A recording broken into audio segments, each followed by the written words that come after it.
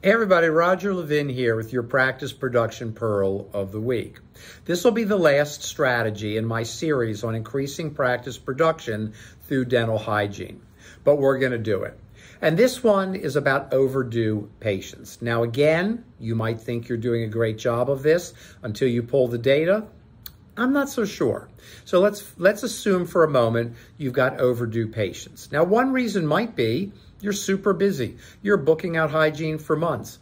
But what you don't realize, if you don't make some changes, and we talked about hygiene assistants and we talked about hygiene only days and things like that. But if you are booking patients out 5 months and they can't get in and they're overdue, many will go somewhere else. And someday you're going to wish you hadn't lost those patients. We know from a 30-year ongoing study by Levin Group, the only one of its kind. I wish there was another one so we could compare notes.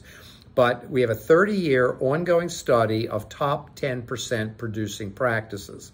And one of the 17 principles that we found that these practices have in common is that they typically have larger patient bases. In fact, their patient base is typically around 360% larger than the average dental practice. And that's one of the reasons they are so successful from the standpoint of production. So, overdue hygiene patients need to be contacted every single day. And the best person to do it is the dental hygienist. Now, when can she do it? Hopefully, she doesn't have a lot of open time. But when there's a no-show and we get them, when there's a last-minute cancel and you get them, then that is a great time for the hygienist to use that hour to get on the phone and call 15 to 20 overdue patients. You'll reach some, you'll leave messages, but here's the data. I'm a nut about data. Levin Group does a lot of research. We do the Dental Economics Levin Group Annual Practice Survey every year for the last 17 years. Here's the data.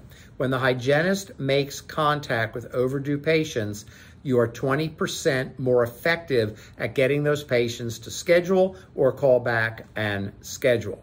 So it's really important to keep that hygienist front and center with patients if and when possible. If you can fill the schedule and you never have a no-show, that's great. But in most cases, when you have time, a lot of hygienists are hanging in the staff room. I get it. You want a break. It's nice. I don't blame you, but it's so effective when you're calling patients. Now, I have a message for the hygienist because sometimes they're saying, well, that's not my job. And if you're a hygienist watching this, you might not like the next thing I say. I hope you do, but you might not, and that's okay.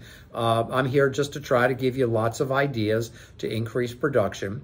And when you say it's not my job, if you really care about these patients, and I know you do, I'm not trying to challenge you, I know you do, then you want them to be in for regular hygiene as part of achieving optimal oral health. I mean, that's why we get out of bed in the morning. So if calling them is part of the process, I feel good about that.